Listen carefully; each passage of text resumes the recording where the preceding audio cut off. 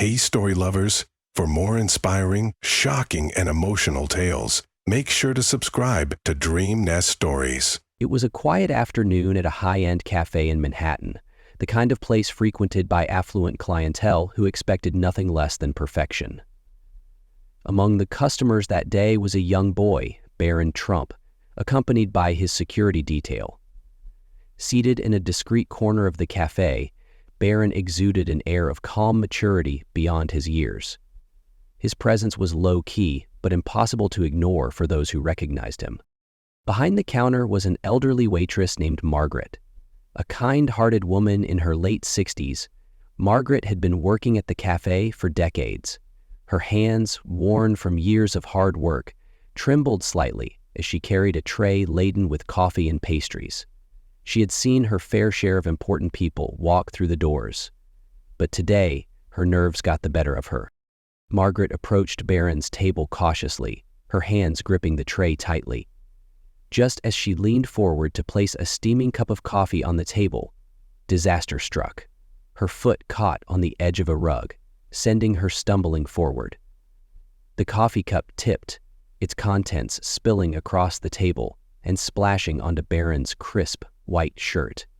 Gasps filled the room as patrons turned to witness the mishap.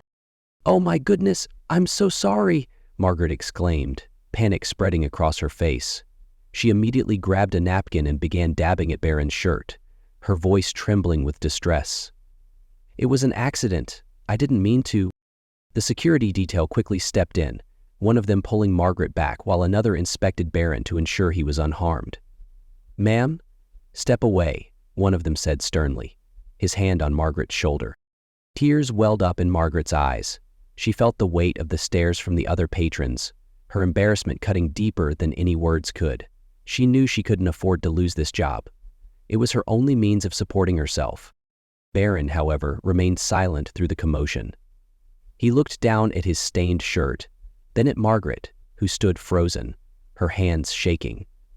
The room held its breath, waiting for the young Trump's reaction. Finally, Barron spoke, his voice calm but firm. "It's okay. It's just coffee." "It's Chris Thomas." The room fell silent. Everyone was expecting anger or at least annoyance, but instead Barron's words were filled with understanding. He reached for Margaret's trembling hand and gently said, "Are you all right?" It was not easy to explain. Margaret blinked in disbelief, her heart pounding. Yes, I think so," she stammered. "Good," Barron said with a small smile. "Accidents happen, no need to worry." The tension in the room began to dissipate, replaced by murmurs of admiration. But for Barron, the situation was far from over. He turned to the security staff and said, "Help her clean up, please." Margaret stared at him, her disbelief turning into gratitude. "Thank you," she whispered, her voice breaking. Little did she know, this was just the beginning of a story that would touch the hearts of everyone in the cafe and beyond. As the initial shock of the coffee spill subsided, the cafe staff rushed to assist Margaret. They brought her a chair and a glass of water, trying to soothe her nerves. But Margaret's embarrassment was palpable. She kept glancing at Barron, expecting his demeanor to shift into frustration or disapproval.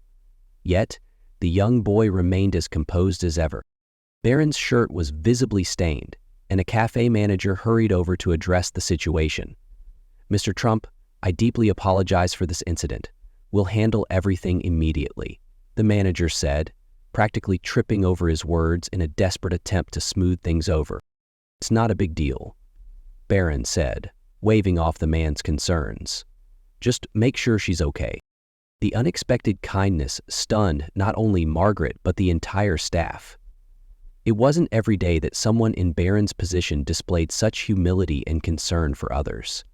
His actions weren't just surprising, they were inspiring. Margaret, still visibly shaken, finally found her voice. "I'm so sorry, young man. I can't believe I was so clumsy. Please don't apologize anymore," Barron interrupted, his tone reassuring. "I'm fine, really. But how about you? Are you hurt?" Margaret shook her head. No, just my pride, I suppose, she said with a nervous laugh. Barron smiled gently. Well, in that case, we're all good. He turned to the manager. Can someone bring her something to eat? She looks like she could use a break. Margaret's cheeks flushed, and she waved her hands in protest. Oh no, I couldn't possibly. I insist, Barron said firmly but kindly. It's the least I can do.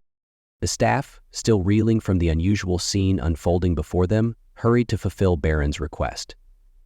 Meanwhile, the cafe's patrons whispered amongst themselves, some even pulling out their phones to discreetly record the interaction. As the cafe bustled with activity, a small voice suddenly piped up from behind Margaret. Miss, are you okay? Margaret turned to see a little girl, no older than 7, standing with her parents at a nearby table. The girl held out a small packet of tissues, her innocent face filled with concern. Margaret's eyes welled up with tears. Why, thank you, sweetheart, she said, taking the tissues with a shaky hand. You're so kind. Barron watched the interaction with a soft smile, his heart warmed by the little girl's gesture. It reminded him of something his mother often said. Kindness isn't a weakness, it's a strength. As the minutes passed, Margaret finally began to relax. She sipped on the tea the staff had brought her, her gratitude toward Barron growing with every passing moment. Yet she couldn't shake the feeling that she needed to repay his kindness. Mr. Trump, Margaret began hesitantly, I don't know how to thank you. You didn't have to do any of this.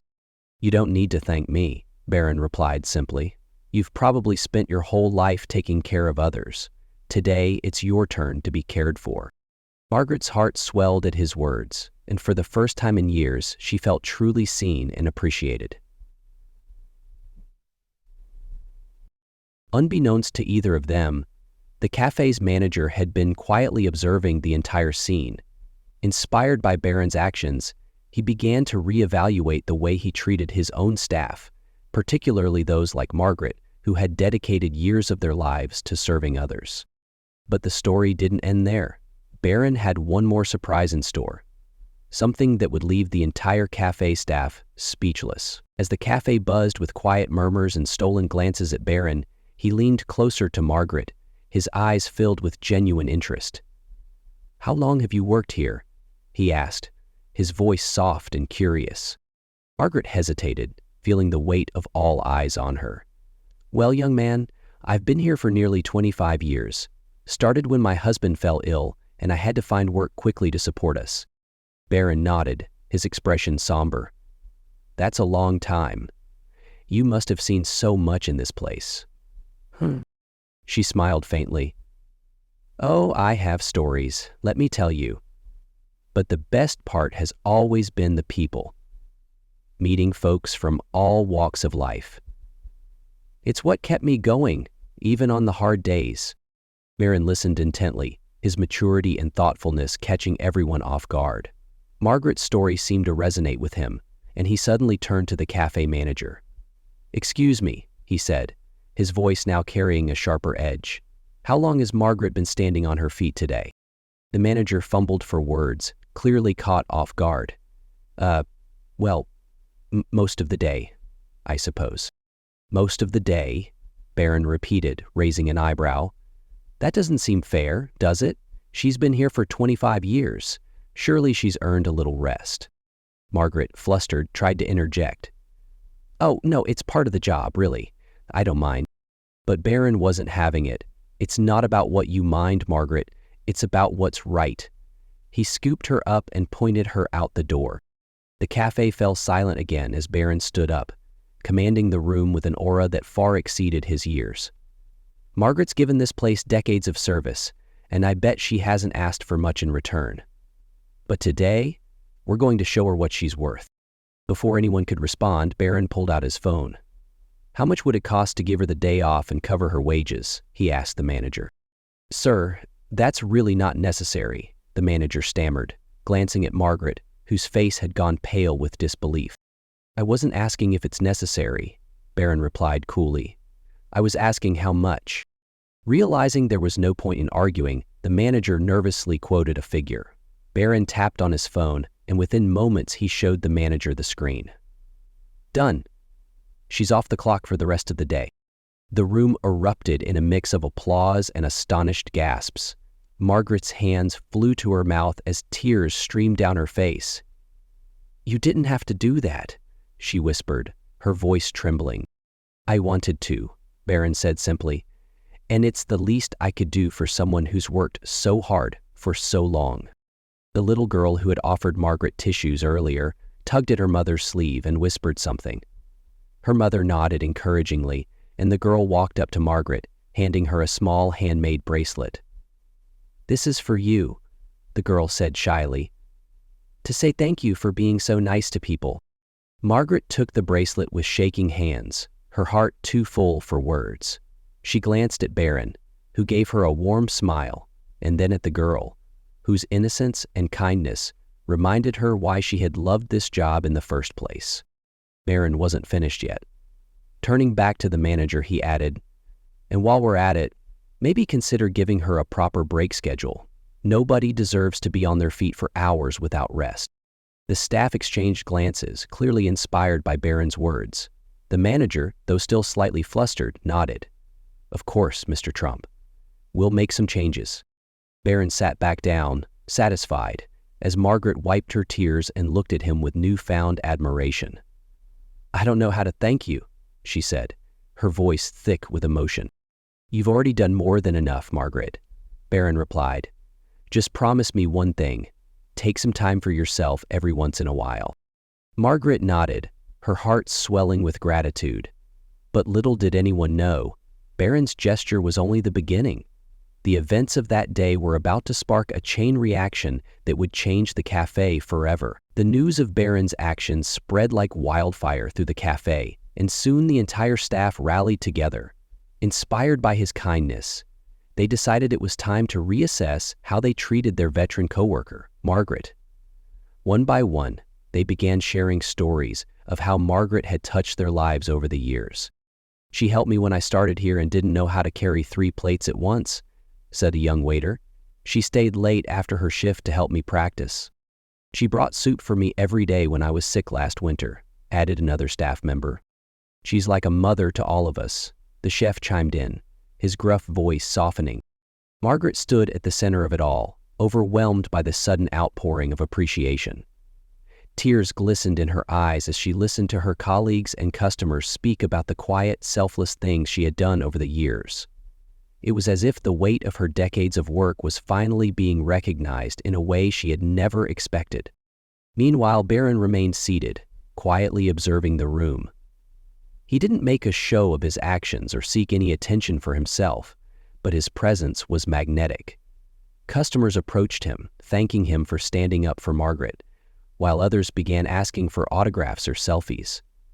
Despite the attention, Barron maintained his humility, redirecting the praise toward Margaret. "Don't thank me," he told one patron who expressed admiration. "She's the hero here, not me. I just saw someone who deserved better and tried to help." As the day unfolded, the atmosphere in the cafe shifted completely. The small act of kindness sparked a chain reaction of goodwill.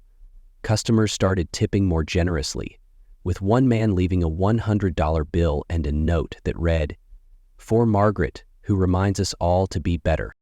The little girl who had given Margaret the bracelet returned with her parents, this time holding a bouquet of wildflowers.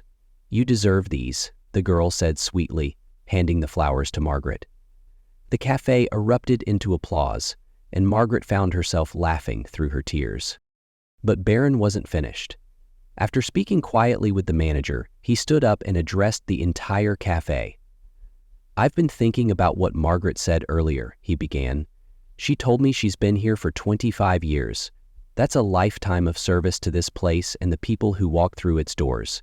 It's time she got the recognition she deserves." The staff exchanged curious glances, wondering what he meant.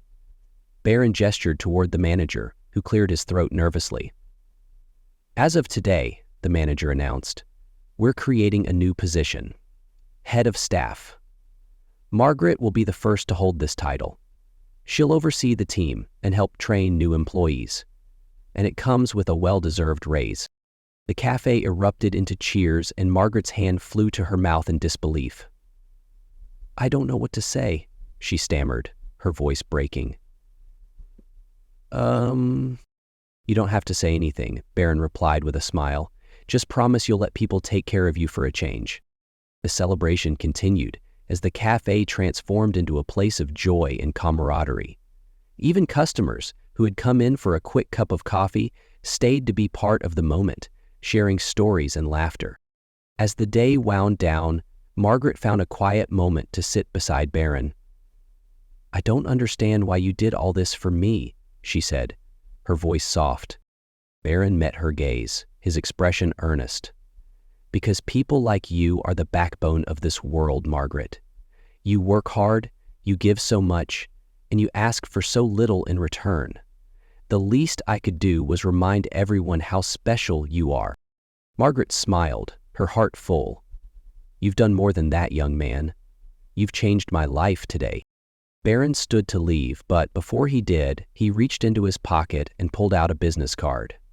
"If you ever need anything," he said, handing it to her, "don't hesitate to call."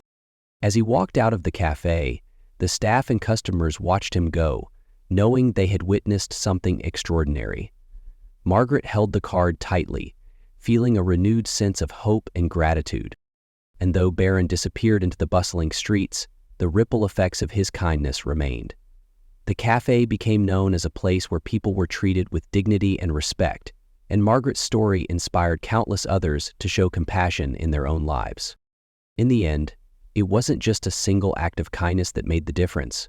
It was the way that kindness multiplied, touching everyone who was lucky enough to witness it. Robert has written about and shared his journey through this.